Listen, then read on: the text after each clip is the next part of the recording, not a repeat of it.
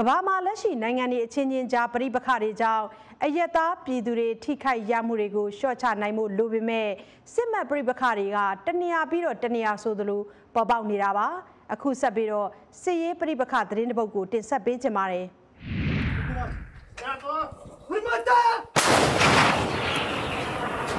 ဒုံဘတ်ဒေတာတွေကဒီအမြောက်လက်နက်ကြီးပစ်ခတ်တံဟာပြတ်တောင်းဖြစ်လာပါတယ်လွန်ခဲ့တဲ့တစ်နှစ်ကတရက်ကိုအကြိမ်40လောက်အနည်းဆုံးပစ်ခတ်ခဲ့ပါတယ်အခုတော့ပစ်ခတ်နိုင်တဲ့အရေးအတွက်ဟာ10စားလောက်ကျဆင်းသွားပါတယ်တချို့ရက်တွေမှာလုံးဝမပစ်ရပါဘူးဒီလိုအခြေအနေမျိုးတွေဟာရှေ့တန်းစစ်မျက်နှာပြင်တစ်လျှောက်လုံးမှာကြုံနေရပါတယ်အနောက်တိုင်းမဟာမိတ်နိုင်ငံတွေရဲ့ထောက်ပံ့မှုနှောင့်နှေးနေတဲ့အတွက်လက်နက်ခဲယမ်းမလုံလောက်မှုနဲ့ရင်ဆိုင်နေရပါတယ်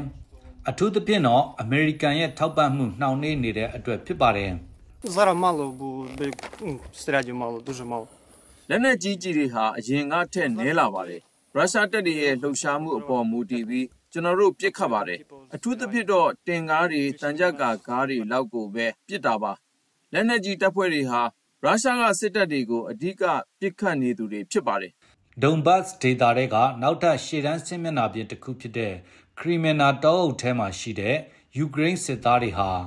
ဆက်သွယ်ရေးမြောင်းတွေကထွက်ပြီးလှုပ်ရှားနေတဲ့ရုရှားတပ်ဖွဲ့တစ်ခုကိုပစ်ခတ်တိုက်ခိုက်ဖို့အမိန့်ရပါတယ်။လက်နက်ကြီးနဲ့ပစ်ခတ်ပြီးမကြာမီမှာပဲအပြစ်ရဖို့အမိန့်လာပြန်ပါတယ်။လက်နက်ကြီးချွေတာဖို့ကအဓိကဖြစ်လာပါတယ်။လက်နက်ကြီးရှားပါလာတဲ့အတွက်ယူကရိန်းစစ်သားတွေဟာကရုတ်ကျင်းတွေထဲမှာပဲအချိန်အတော်များများခိုးအောင်နေရပါတယ်။အဆက်မပြတ်လာနေတဲ့ရန်သူရဲ့ drone တွေနဲ့လက်နက်ကြီးတွေကြောင့်အပြင်ထွက်ဖို့အန်ဒီရဲ့အလွန်များတယ်လို့ဆိုပါတယ်။ဒီကရုတ်ကျင်းထဲမှာရှိတဲ့စစ်သားအများစုဟာစစ်ပွဲအစကတည်းကရှေ့တန်းစစ်မျက်နှာမှာရောက်နေကြတာပါ။စစ်ပွဲတစ်လျှောက်မိသားစုနဲ့တစ်ကြိမ်နှစ်ကြိမ်ပဲတွေ့ကြရပါတယ်။နေတိုင်းလိုကတော့သူတို့ဟာဒီမှောင်မဲပိတ်လောင်နေတဲ့ကရုတ်ကျင်းသေးသေးလေးထဲမှာ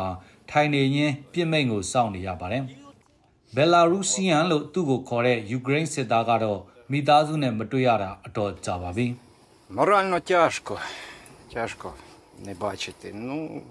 ဒါကစိတ်ပိုင်းဆိုင်ရာအရာရင်ဆိုင်ရတာပါမိသားစုနဲ့အကြာကြီးခွဲနေရတာဟာအလွန်ခက်ခဲပါတယ်ဒါပေမဲ့ကျွန်တော်တို့မှာရွေးချယ်စရာမရှိပါဘူးကျွန်တော်တို့ဟာမတရားကျူးကျော်သိမ်းပိုက်မှုနဲ့ရင်ဆိုင်နေရတာပါအဲ့ဒီရဲ့နောက်ဆက်တွဲဆုံးရှုံးမှုတွေဆိုတာကျွန်တော်တို့အားလုံးသိပါတယ်ဘယ်လာရုစီယန်ဟာလွန်ခဲ့တဲ့2နှစ်အတွင်းမိသားစုနဲ့အရက်20လောက်ပဲအတူနေရပါတယ်သူ့မှာသမီးတစ်ယောက်သားတစ်ယောက်နဲ့မြေး2ယောက်ရှိပါတယ်ရှီတန်းမှာရှိကြတဲ့အခြားစစ်သားတွေလိုပါပဲသူသိပ်ပင်ပန်းနေပြီလို့ပြောပါတယ်သူ့ရဲ့စစ်သားတွေဟာခြေကုံလက်ပန်းကျနေပြီဆိုတာကိုယူကရိန်းအစိုးရကလည်းသိပါတယ်ဒါကြောင့်အခုအခါစစ်မှုမထမ်းမနေရဥပဒေပြဋ္ဌာန်းပြီးစစ်သား9သိန်းစုဆောင်းဖို့အတွက်ဥပဒေမူကြမ်းတစ်ရပ်ကိုပြင်ဆင်နေပါတယ်ဒီဥပဒေနဲ့ပတ်သက်လို့အငြင်းပွားမှုတွေကတော့ရှိနေပါတယ်နောက်ထပ်စစ်ကူတွေရောက်လာမှာကိုစောင့်ဆိုင်းနေရင်ဒီစစ်ပွဲအတွင်းပြစ်ခတ်တိုက်ခိုက်မှုတွေမရှိတဲ့အချို့နေ့တွေမှာအားလုံးစုပြီးဝတ်သားကြော်စားတာဟာသူတို့အတွက်ခဏတာပျော်စရာအချိန်လေးဖြစ်မှာပါ